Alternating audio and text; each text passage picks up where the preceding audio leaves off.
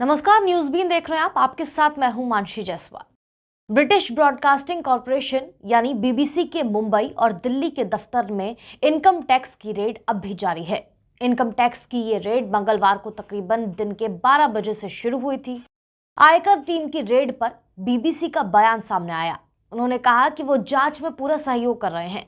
इसके अलावा बीबीसी ने अपने कर्मचारियों को एक मेल भी जारी किया है, जिसमें साफ साफ शब्दों में कहा गया है कि सभी कर्मचारी पर्सनल इनकम पर पूछे जाने वाले सवालों के जवाब देने से परहेज कर सकते हैं।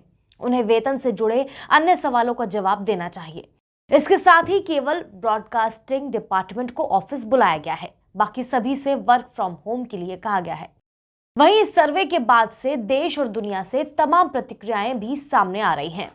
अमेरिकी विदेश मंत्रालय के प्रवक्ता नेड प्राइस ने प्रेस कॉन्फ्रेंस के दौरान कहा कि हम दुनिया भर में फ्री प्रेस के महत्व का समर्थन करते हैं। बीबीसी के ऑफिस पर इनकम टैक्स की रेड पर एडिटर्स गिल्ड ऑफ इंडिया ने सरकार पर निशाना साधते हुए कहा कि ये एक ट्रेंड बन गया है।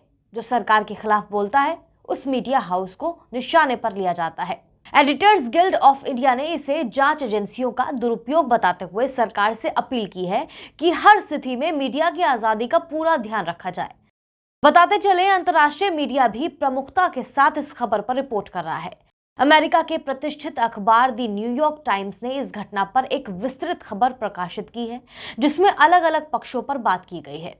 इस खबर में लिखा गया है, भारत के अल्पसंख्यक मुस्लिम समुदाय के प्रति भारतीय प्रधानमंत्री नरेंद्र मोदी के रुख की आलोचना करने वाली डॉक्यूमेंट्री के प्रसार को रोकने की कोशिश किए जाने के हफ्तों बाद उनकी सरकार के आयकर विभाग के अधिकारियों ने मंगलवार को बीबीसी के दिल्ली और मुंबई दफ्तरों पर छापा मारा है। अखबार ने यह भी लिखा कि नरेंद्र मोदी के नेतृत्व में भारत की सरकारी एजेंसियों ने अक्सर ही स्वतंत्र मीडिया संस्थानों, मानवाधिकार संगठनों और थिंक टैंकों पर छापे मारे हैं।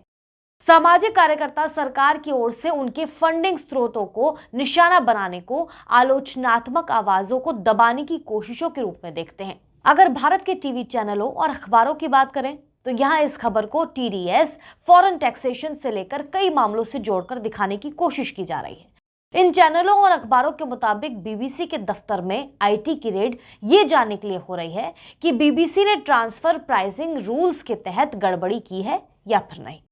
वहीं बीबीसी के ऑफिस में इनकम टैक्स की छापेमारी पर कांग्रेस ने केंद्र सरकार पर तंज कसते हुए इसे अघोषित आपातकाल बताया है। कांग्रेस ने ट्वीट कर लिखा, पहले बीबीसी की डॉक्यूमेंट्री आई, उसे बैन किया गया, अब बीबीसी दफ्तर पर छापा पड़ गया, अघोषित आपातकाल। कांग्रेस नेता जयराम रमेश ने कहा कि यहां हम अडानी के मामले में जेपीसी की मांग कर रहे हैं और वहां सरकार बीबीसी के पीछे पड़ी हुई है। विनाशकाले विपरीत बुद्धि। कांग्रेस के अलावा पीपल्स डेमोक्रेटिक पार्टी के अध्यक्ष महबूबा मुफ्ती ने इसे पत्रकारिता को प्रताड़ित करना बताया है।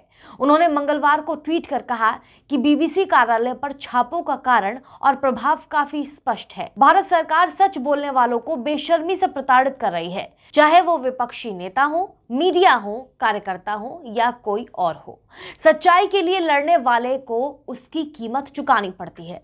तृणमूल कांग्रेस की सांसद महुआ मोइत्रा ने मंगलवार को पूछा कि क्या ब्रिटिश ब्रॉडकास्टिंग कॉरपोरेशन के कार्यालयों पर छापेमारी के बाद मिस्टर ए पर छापा मारा जाएगा। बीबीसी द्वारा 2 कड़ियों वाली डॉक्यूमेंट्री इंडिया दी मोदी क्वेश्चन प्रसारित किए जाने के कुछ सप्ताह बाद ये औचक कार्रवाई हुई है। टीएमसी सांसद ने एक अन्य ट्वीट में भी बीबीसी के कार्यालयों पर कथित छापेमारी की निंदा की और अडानी पर निशाना साधा।